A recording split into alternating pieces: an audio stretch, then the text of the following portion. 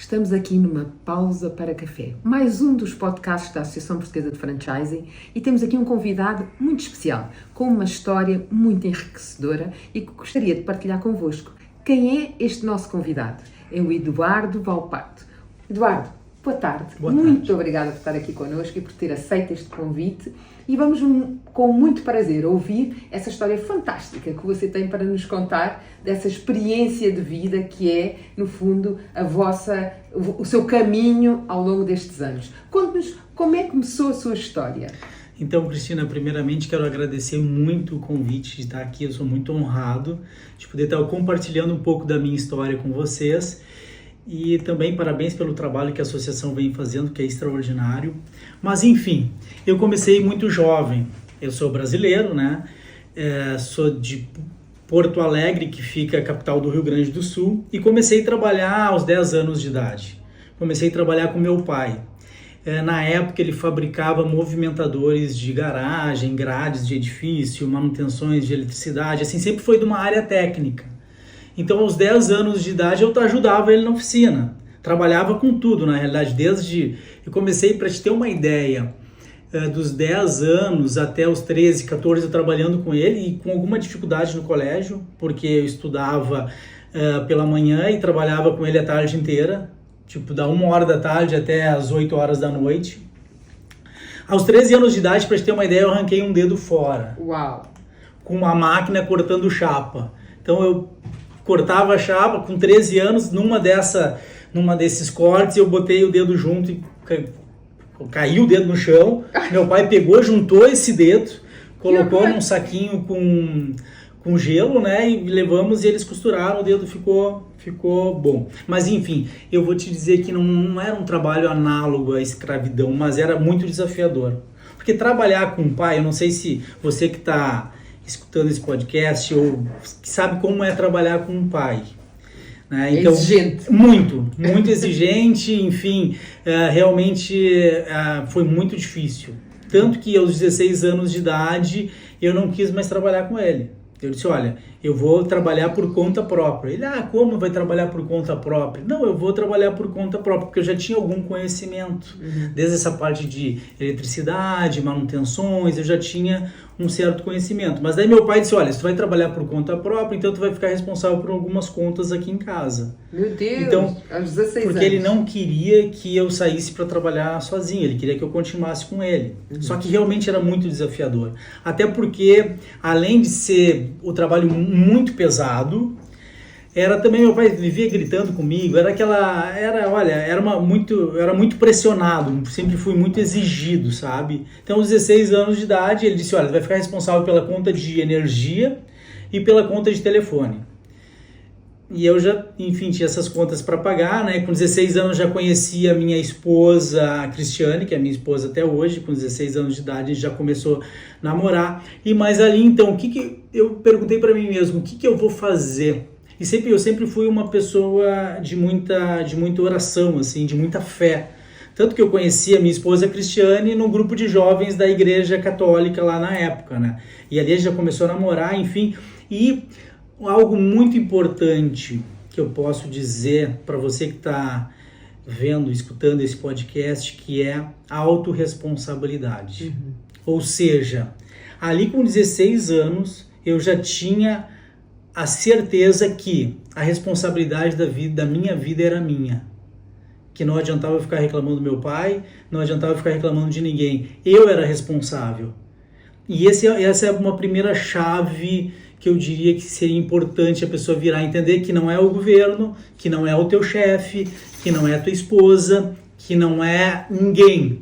Você se colocou onde você está hoje. Simples assim. Eu sou responsável pela minha vida e eu conduzo a minha vida. Então, se você está descontente com o trabalho, pede para sair e arruma outro melhor. Se você está descontente, está num relacionamento e não está dando certo, a responsabilidade é tua. Tu selecionou essa pessoa que está contigo hoje. E lá com 16 anos eu já sabia que a responsabilidade da minha vida estava na minha mão. Não era atribuir para outro. E ali eu comecei. Mas como eu não tinha muito dinheiro para começar, eu peguei um dinheiro emprestado com um tio meu e comprei uma caixa de ferramenta. Fui numa ferragens, que aqui eles chamam de drogaria até. Sim. Comprei ali alicate de corte, fita, fios, enfim. E o que eu fazia? Saía de porta em porta, oferecendo serviços de manutenção. Grande 16 escola. Anos. E ali foi muito interessante, porque quando você bate na porta, eu estou falando no ano de 1994, tá? Naquela época ainda o Brasil, a criminalidade do Brasil não era tão grande, ainda se podia bater em porta, hoje ninguém te recebe. Sim, ninguém abre a porta, mas naquela época assim, o que eu fazia? Tocava no interfone, batia e perguntava se tinha algum serviço para ser feito, seja consertar um chuveiro elétrico, seja consertar um interruptor, uma tomada, qualquer coisa assim, e eu era curioso, mexia, então muitas vezes pessoas me recebiam para fazer esse tipo de serviço. E eu ia bater, interessante que nessa época eu saía muitas vezes sem dinheiro para voltar, sem dinheiro para o autocarro para voltar. Então eu tinha que fazer dinheiro naquele dia. Mas eu estava no comando da minha vida. Eu sabia que tudo que é grande, um dia foi pequeno. Antes de existir o iPhone 15, existiu o iPhone 1. E ali eu já tinha perfeita noção que eu estava nessa caminhada. Claro que eu li um livro do Joseph Murphy, um autor americano, que escrevia nesse contexto de autoajuda, um livro que me transformou muito ali. E eu sabia que quem estava no comando da minha vida era eu. E fui batendo de porta em porta, oferecendo serviço, e isso era o meu dia. Até que numa dessas portas que eu bati, uma senhora muito elegante, muito simpática, assim como tu. Obrigada. Ela tinha um problema elétrico numa lâmpada que não funcionava. Eu disse, olha, pode arrumar essa lâmpada aqui e tal. E eu arrumei essa lâmpada. Entrei, arrumei a lâmpada, tive que troquei o fio e tal. E chegou ali 5, 6 horas da tarde, o trabalho estava pronto. E essa senhora, Eduardo, eu preciso fixar 3 quadros na parede. Tu pode fixar para mim?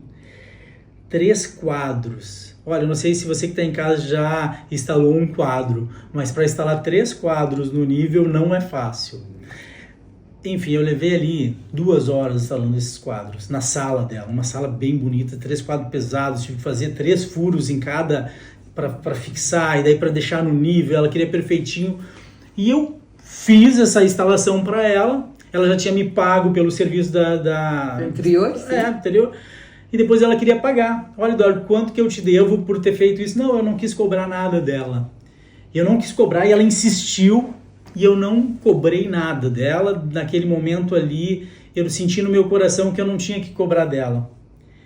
Não que eu estava com medo que o quadro caísse depois, mas enfim, ali eu plantei uma semente, que foi muito, e essa semente eu fui colher ela mais tarde, eu vou explicar. E aliás, eu vou dizer, você está sempre colhendo e sempre plantando. Hoje você está colhendo na tua vida o que tu plantou no passado e está plantando o que tu vai colher amanhã. Então observa o que tem plantado, né? Mas ali ela ficou muito surpresa de eu não ter cobrado para instalar esses quadros.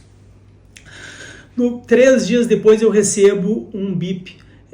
O pessoal, antigamente não existia celular. Sim. O que existia era pager, né? E o pager você mandava a mensagem. Vocês não são dessa época, mas mandava mensagem pro pager e a gente telefonava. Eu sou. Telefonava de volta. Recebi um bip no pager, uma mensagem dela pedindo para eu ligar. Eu liguei e ela me passou pro marido dela. O marido dela era dono de uma rede de farmácias que se chama Big Pharma. Aliás, não sei se existe essa rede hoje ainda, mas em 94 eles tinham lá quase 30 lojas. Uau. Não me lembro o nome dele. Mas ele me ligou e pediu para eu conversar comigo no escritório central deles. E eu fui no escritório central, peguei o autocarro, fui no escritório central deles e conversei numa mesa parecida com essa aqui. E ele, Eduardo, eu tenho 27, 28 lojas de farmácias e eu preciso de alguém para fazer manutenção elétrica. Tu quer trabalhar comigo? Quer trabalhar como meu funcionário e ficar responsável por essas manutenções? E na época eu não tinha uma visão de ser funcionário, sabe? Eu não tinha essa visão porque eu cresci vendo meu pai trabalhar por conta. Sempre trabalhei por conta. Estava andando na rua trabalhando por conta. E ali eu disse para ele, olha, eu não tenho interesse, mas eu posso fazer um contrato de manutenção dessas lojas. Ou seja, você paga um valor mensal e eu garanto o serviço. E eu garanto o serviço ali. E ele, tá, quanto que vai ser? Dei o orçamento de boca, assim, porque não existia nada, era só eu e a minha caixinha de ferramenta. E ali eu fechei um contrato de manutenção dessas 30 lojas. Então eu tinha mais ou menos 17 anos já. E daí eu tive que abrir eu não sabia o que era abrir uma empresa, eu tive que abrir uma empresa. E daí me emancipei, porque lá no Brasil tu se emancipa a partir dos 16 anos, e daí tu tem a maioridade e abre um. Então, lá no Brasil a gente chama de CNPJ, que é o NIF, né? Então eu registrei o primeiro NIF, eu não tinha 17 anos ainda, foi com 16 anos, no final quando eu tinha 16 anos, porque eu tinha que ter um contrato com ele. Eu tinha que poder cobrar, emitir uma fatura, né? Enfim, ali caiu uma verdadeira chave no meu cérebro, que foi o seguinte: trabalhar mais do que a minha obrigação. Ou seja, eu plantei uma semente naquela senhora que fez com que ela falasse tão bem de mim para o esposo, que ele me chamou para me dar um contrato e o valor era significativo. Ali eu tive que colocar 2 ajudantes para trabalhar comigo. Então, eu iniciei com 17 anos, já tinha 2 funcionários, justamente para poder atender a demanda dessas lojas. E, então, se você puder, uma lição para ti, por exemplo, que está escutando ou está vendo esse podcast, faz mais do que a tua obrigação, seja o melhor. Eu não sei o que você faz, se trabalha com limpeza, se é funcionário de mesa, eu não sei o que você faz, mas seja o melhor, se destaque, trabalhe mais do que você é pago para fazer. Simples, você vai colher essa semente. Talvez não seja no lugar que você está hoje, no emprego que você está hoje. Talvez seja em outro lugar. Mas você não perde nada por plantar algo significativo no coração das pessoas. Comecei a trabalhar, tinha outros clientes, tinha ele como cliente principal. Ele gostava muito do nosso trabalho, depois indicou para uma rede, Nazareno, dono de uma rede de postos de gasolina. Ele tinha 8 postos de gasolina, indicou porque eles se falavam, empresários se falam, empresários sempre se falam.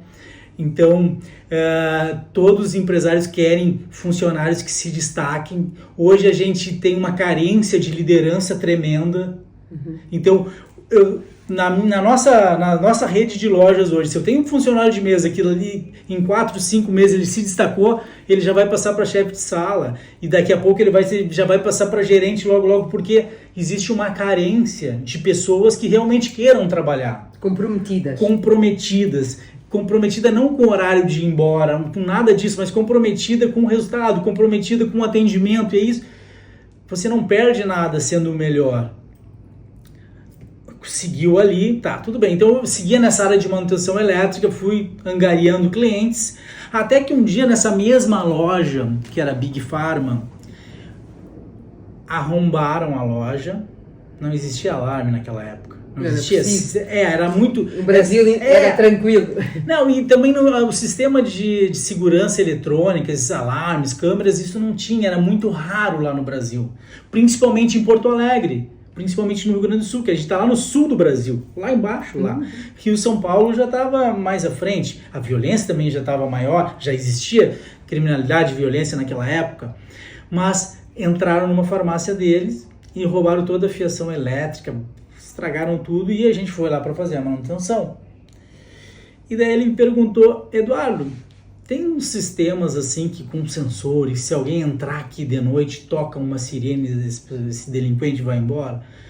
E daí eu disse: olha, eu já ouvi falar disso, eu não tenho, mas deixa que eu vou arrumar. Daí eu, com aquela ideia de instalar esse sistema de segurança ali, eu fui a São Paulo, peguei um ônibus, na época era 20 horas de ônibus, fui a São Paulo, tem uma rua lá em São Paulo que chama Santa Efigênia, que tem tudo assim de eletrônicos. Fui de ônibus um dia para ir, mais um dia para voltar, e lá eu trouxe um kit de alarme para instalar na loja dele. E eu instalei, voltei, mostrei, instalei esse kit de alarme. Aqui tem um sensor de alarme aqui, ó. Instalei esse sensor de alarme, instalei todo o sistema e aquela loja ficou protegida. Deu ali uns 15, 20 dias, tentaram entrar na loja, abriram a porta, o sensor captou a pessoa, tocou a sirene e o ladrão foi embora. O que aconteceu naquele momento ali? O senhor, esse que eu ainda vou resgatar o nome dele, Disse, Eduardo, não tem como instalar isso nas 30 lojas, porque podem entrar no outra, se entrar nessa aqui, podem entrar no outra. E ali eu comecei com uma rede de 30 alarmes, instalei esses 30 alarmes. Tudo perfeito, funcionando. E nisso eu ia tendo outros clientes também, instalando um alarme lá, e os negócios iam prosperando. Com 18, eu já tinha 18 anos aí, 18 para 19 anos, mas uma vez, numa dessas lojas, tocou o alarme, e o que aconteceu? O alarme ficou tocando a noite inteira. Tentaram entrar na loja, ficou tocando a noite inteira. Na época o alarme ele não existia uma comunicação, só tocava sirene. Sim. Ele me chamou, Eduardo, vizinhança incomodaram porque o alarme tocou. Tá, assim, não tem algo que vocês possam vir cá se dispara o alarme? E daí eu disse, olha, eu não tenho, mas eu posso ver algo para si.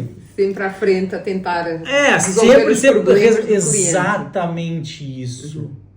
E eu pergunto para você que está assistindo, qual problema você resolve? Porque, amiga, empreender é resolver problemas. Simples assim. E quanto mais problemas você resolver, mais você vai expandir. Então, é só olhar, é só você perceber, existem situações que são oportunidades, problemas são oportunidade. Já pensa, bota isso. Problema é igual a oportunidade. Para o empreendedor, todo problema é uma oportunidade.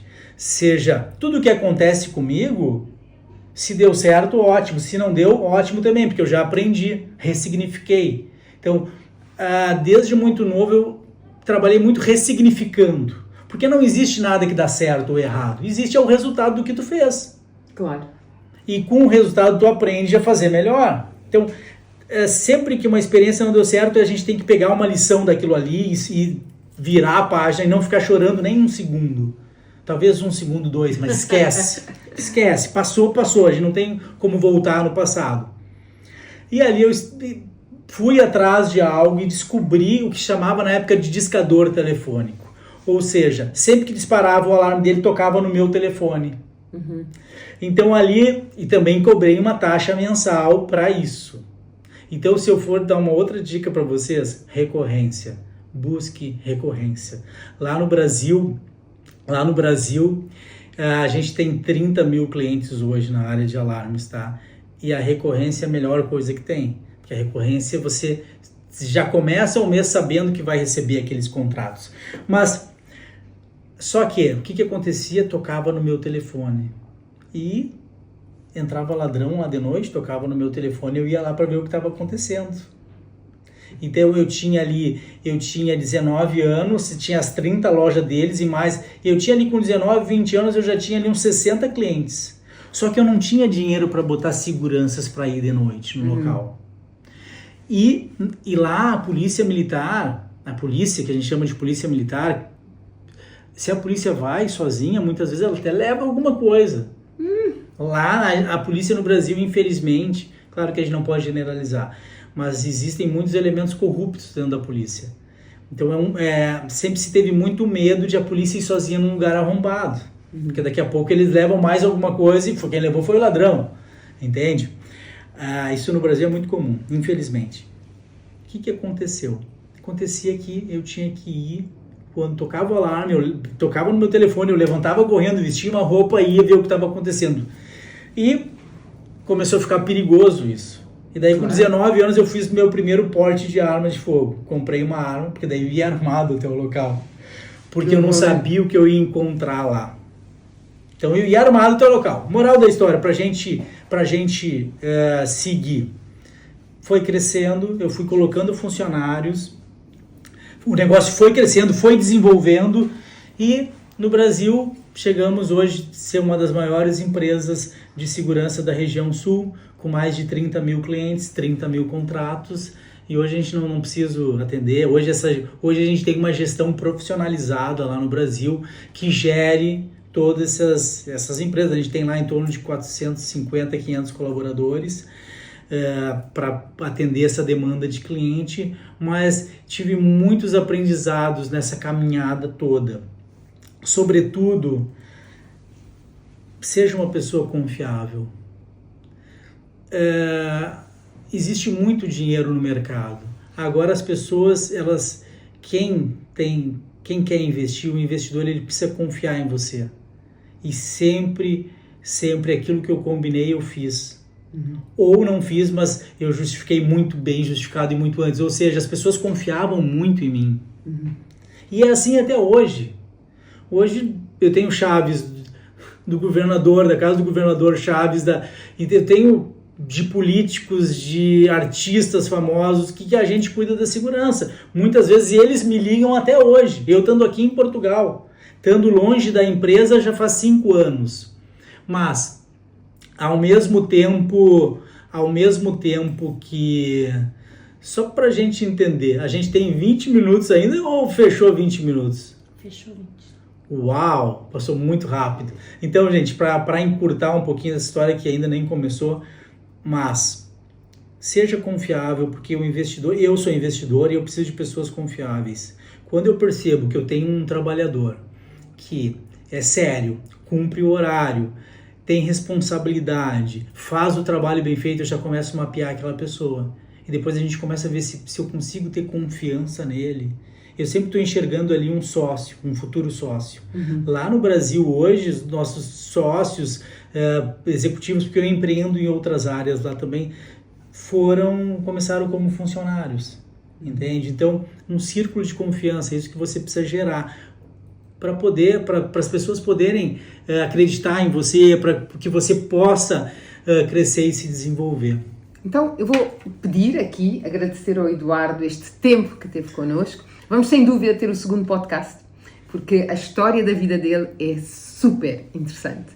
Por isso, se esteve connosco agora na pausa para café, não deixe de procurar o episódio 2 desta bonita história de empreender, não só em Portugal, mas vindo do Brasil nesta primeira fase da história. Obrigada e espero ver-vos até breve.